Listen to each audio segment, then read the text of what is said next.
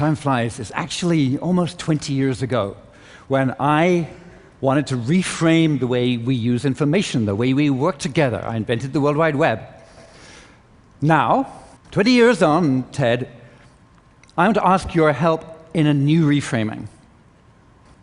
So going back to 1989, I wrote a memo suggesting a global hypertext system. Nobody really did anything with it very much. But 18 months later, this is how innovation happens. 18 months later, my boss said I could do it on the side as a sort of a play project. Kick the tires of a new computer we got. And so he gave me the time to code it up.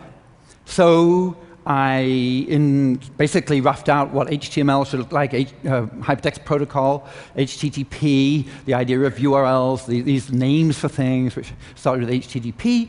I wrote the code and put it out there. Why did I do it? Well, it was basically frustration. I was frustrated. I was working as a software engineer in this huge, very exciting lab. Lots of people coming from all over the world. They brought all sorts of different computers with them.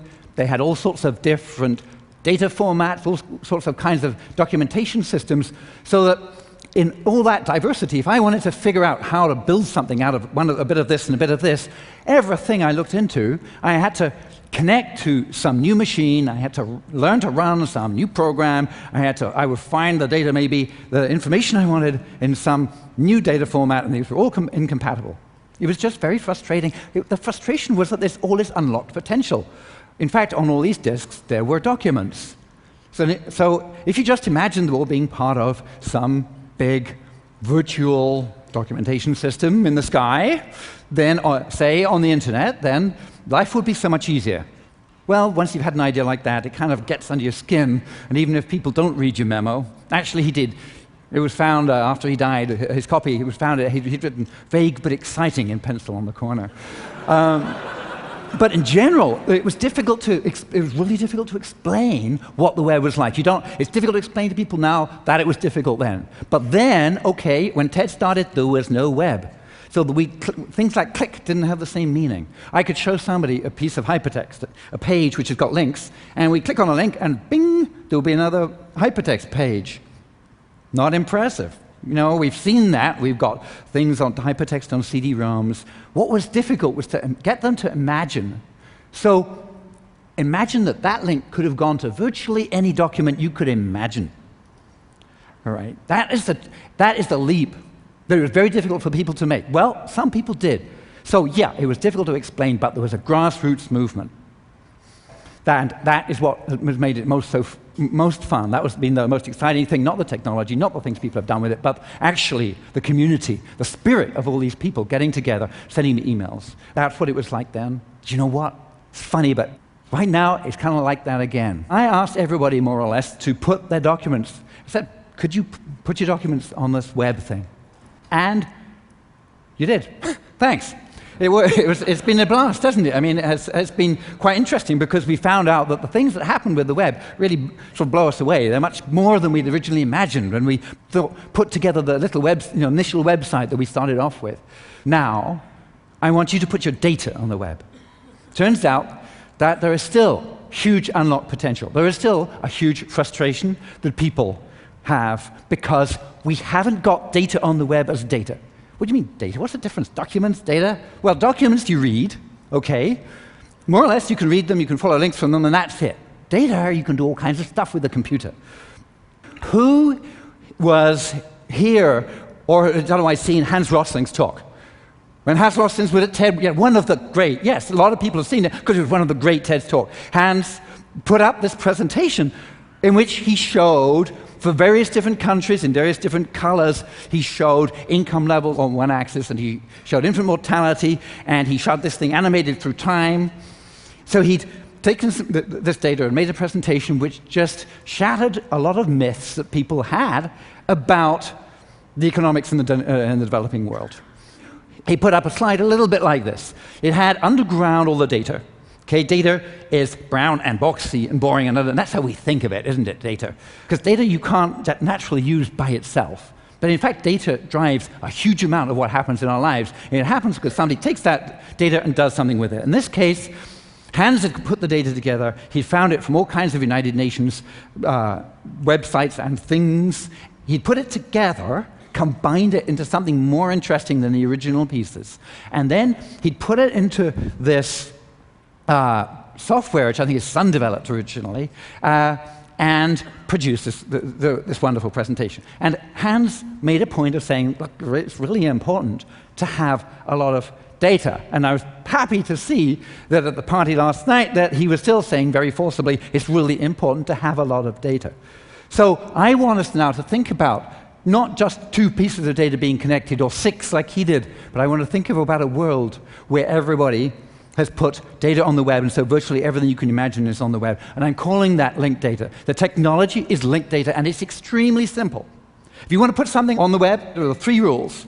First thing is that those HTTP names, those things that start with HTTP:, we're using them not just for documents, now we're using them for things that the documents are about. We're using them for people. We're using them for places. We're using them for your products. We're using them for events. All kinds of conceptual things, they have names now that start with HTTP. Second rule, if I take one of these HTTP names and I look it up, I go and do the web thing with it, and I fetch the data using the HTTP protocol from the web, I will get back some data in a standard format, which is kind of useful data that somebody might like to know about that thing, about that event, who's at the event, whatever it is, about that person, where they were born, things like that. So the second rule is I get important information back. The third rule is that when I get back that information, it's not just got somebody's height and weight and when they were born, it's got relationships. Data is relationships. It's interesting, data is relationships. It's got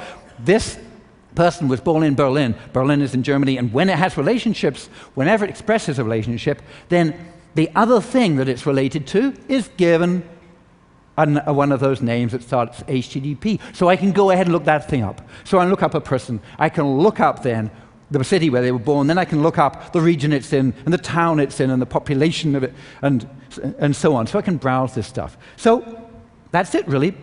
That is linked data. I wrote an article entitled Linked Data a couple of years ago, and soon after that, things started to happen. The idea of linked data is that we get lots and lots and lots of these boxes that Hans had, and we get lots and lots and lots of things sprouting. It's not just a whole lot of other plants. It's not just a root supplying a plant, but for each of those plants, whatever it is, a presentation, an analysis, somebody's looking for patterns in the data, they get to look at all the data and they get it connected together. And the really important thing about data is the more things you have to connect together, the more powerful it is. So, linked data.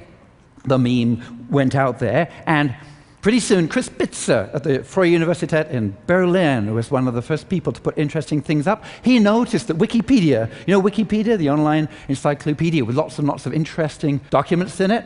Well, in those documents, there are little squares, little boxes, and in those information boxes, there's data. So he wrote a program to take the data, extract it from Wikipedia, and put it into a blob of linked data on the web, which he called DBpedia. DBpedia is represented by the blue blob in the middle of this slide. And if you actually go and look up Berlin, you'll find that there are other blobs of data which also have stuff about Berlin, and they're linked together. So if you pull the data from DBpedia about Berlin, you'll end up pulling up these other things as well. And the exciting thing is it's starting to grow. This is just the grassroots stuff again, okay? Now let's think about data for a bit. Data comes, in fact, in lots and lots of different forms. Think of the diversity of the web. It's a really important thing that the web allows you to put all kinds of data up there. So it is with data. I could talk about all kinds of data. We could talk about government data. Enterprise data is really important. There's scientific data, there's personal data, there's weather data, there's data about events, there's data about talks, and there's news, and there's all kinds of stuff. I'm just going to mention a few of them so that you get the idea of the diversity of it, so that you also see how much unlocked potential. Let's start with government data. Barack Obama said in a speech that American government data would be available on the internet in accessible formats. And I hope that they will put it up as linked data. That's important. Why is it important? Not just for transparency. Yeah, transparency of government is important, but that data, this is the data from all the government departments. Think about how much of that data is about how life is lived in America. It's actually useful. It's got value. I can use it in my company. I could use it as a kid to do my homework. So we're talking about making the world run better by making this data available. In fact, if you're responsible, if you know about some data in government department, often you find that these people, they're very tempted to keep it, Hans calls it database hugging. You hug your database, you don't want to let it go until you've made a beautiful website for it. Well, I'd like to suggest that right before you, yes, make a beautiful website. Who am I to say don't make a beautiful website? Make a beautiful website, but first, give us the unadulterated data. We want the data. We want unadulterated data. Okay, we have to ask for raw data now. And I'm going to ask you to practice that, okay? Can you say raw? Raw. Can you say data? Can you say now? Right. Raw data now. Raw.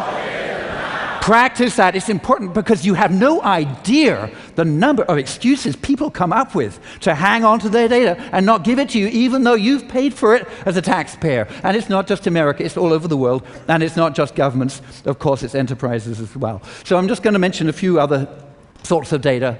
Here we are at TED, and all the time we are very conscious of the huge challenges which the human society has right now. Curing cancer. Understanding the brain for Alzheimer's, understanding the economy to make it a little bit more stable, understanding how the world works. The people who are going to solve those are scientists. They have half-formed ideas in their head. They try to communicate those over the web, but a lot of the state of knowledge of the human race at the moment is on databases, often sitting in their computers and actually currently not shared. In fact, I'll just go into one area. If you're looking at Alzheimer's, for example, drug discovery, there is a whole lot of linked data which is just coming out because scientists in that field realize this is a great way of getting out of those silos because they had their genomics data in one database and in one building, and they had their protein data in another. Now they are sticking it onto linked data, and now they can ask a sort of question that you probably wouldn't ask, I wouldn't ask, they would. What proteins are involved in signal transduction and also related to pyramidal neurons? Well, you take that mouthful and if you put it into Google, of course there's no page on the web which has answered that question because nobody has asked that question before. You get 223,000 hits, no results you can use. You ask the linked data which they've now put together, 32 hits, each of which is a protein which has those properties, and you can look at the power of being able to ask those questions of a scientist. Questions which actually bridge across different disciplines is really a complete sea change. It's very, very important. Scientists are totally stymied at the moment. The power of the data that other scientists have collected is locked up, and we need to get it unlocked so we can tackle those huge problems. Now, if I go on like this, you'll think that all the data comes from huge institutions, and it's nothing to do with you. But that's not true. In fact, data is about our lives. You log onto your social networking site, you pick your favorite one, you say, this is my friend, bing, relationship, data. You say, this photograph, oh, it depicts this person, bing, that's data.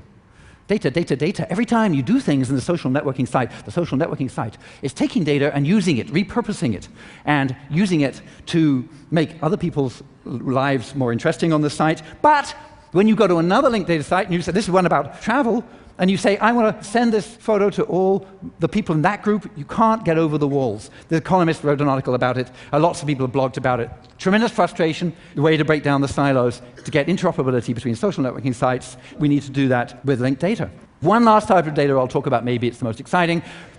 Came down here, I looked up on the OpenStreetMap. OpenStreetMap's a map, but it's also a wiki. Zoom in, and that square thing is the theater which we're in right now, the Terrace Theater. I didn't have a name on it, so I could go into edit mode, I could select the theater, I could add on down the bottom the name, and then I could save it back, and now if you go back to the openstreetmap.org and you find this place, you will find that the Terrace Theater has got a name. I did that! Me! I did that, it's the map! I just did that, I put that up on there. Hey, you know what? That street map is all about everybody doing their bit, and it creates an incredible resource because everybody else does theirs. And that is what linked data is all about. It's about people doing their bit to produce a little bit, and it all connecting. That's how linked data works. But you do your bit, everybody else does theirs. You may not have lots of data which you have yourself to put on there, but you know to demand it. And we've practiced that. So linked data is it's huge. I've only told you a very small number of things. There are data in every aspect of our lives, every aspect of work and pleasure, okay? And it's not just about the number of places where data comes. It's about connecting it together. And when you connect data together, you get power in a way that doesn't happen just with the web, with documents. You get this really huge power out of it. So we're at the stage now where we have to do this. The people who think it's a great idea, and all the people, and I think there are a lot of people at TED who do things, because even though there's not an immediate return on investment, because it'll only really pay off when everybody else has done it, they'll do it because they're the sort of person who just does things which would be good if everybody else did them. Okay? So it's called linked data. I want you to make it. I want you to demand it. And I think it's an idea worth spreading. Thanks.